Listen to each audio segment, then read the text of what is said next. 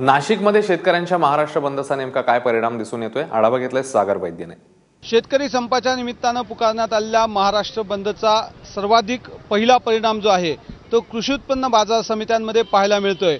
आता मी नाशिकच्या कृषी उत्पन्न बाजार समितीमध्ये आणि आपण बघू शकतोय की नेहमीप्रमाणे खरं तर आज 5वा दिवस आहे सलग की हा संपूर्ण बाजार समिती जी आहे ती अशा पद्धतीने ओस पडलेली आहे। अगदी एक दोन किरकोळ विक्रेते जर सोडले तर या संपूर्ण बाजार समितीमध्ये एकही व्यवहार जो आहे तो होताना दिसत नाहीये। खरं तर एरवी या ठिकाणी उभं राहण्यालाही जागा नसते। 1000पेक्षाही अधिक ट्रक सकाळी या ठिकाणी वेगवेगळ्या जिल्ह्यातून आणि नाशिकच्या ग्रामीण भागातून इथे येत असतात, परंतु आज सलग 5वा दिवस आहे की शेतकऱ्यांनी एकही गाडी इथे भाजीपाल्याची आणलेली नाही। साहजिक आहे, काल या ठिकाणी एक बैठक झालेली आहे।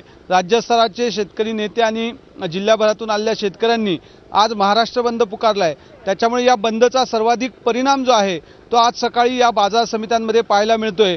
1000पेक्षाही अधिक पोलिसांचा बंदोबस्त सध्या या संपूर्ण आंदोलनाच्या निमित्तानं लावण्यात आलेला आहे।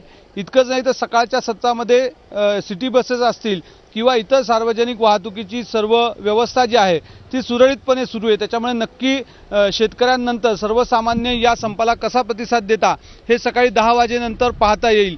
बाजारपेठा 10 वाजेनंतर साधारणतः नाशिकमधल्या उघडत असतात, त्याच्यामुळे या बंदला सर्वसामान्य नागरिकही कसा प्रतिसाद देता हे आता पाहणं औत्सुक्याचा विषय आहे। सध्या तरी बाजार समित्यांमध्ये मात्र शेतकऱ्यांच्या या संपाला 100% असा प्रतिसाद मिळतोय असं पाहायला मिळतंय।